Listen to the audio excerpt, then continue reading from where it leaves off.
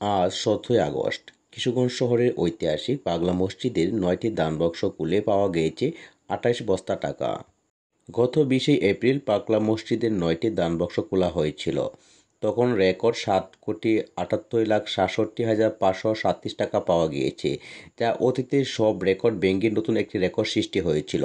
২২০ জনের একটি দল দীর্ঘ সময় ১৮ ঘন্টায় এ টাকা গণনার কাজ অংশ শেষে এ টাকা গণনা করা হয়। আজ সকাল ৮ ঘটিকায় জেলা প্রশাসক ও পাগলা মসজিদ পরিচালনা কমিটির সভাপতি মোহাম্মদ আবুল কালাম আজাদ ও পুলিশ সুপার মোহাম্মদ রাসেল শেখ ও সেনাবাহিনী ব্রিগেডিয়ার তরিকুল ইসলাম এর উপস্থিতিতে দানবাক্স খোলা হয়। দানবাক্স খোলার পর ২৮ বস্তা টাকা মসজিদের দোতলায় এনে টাকা গণনার কাজ চলছিল।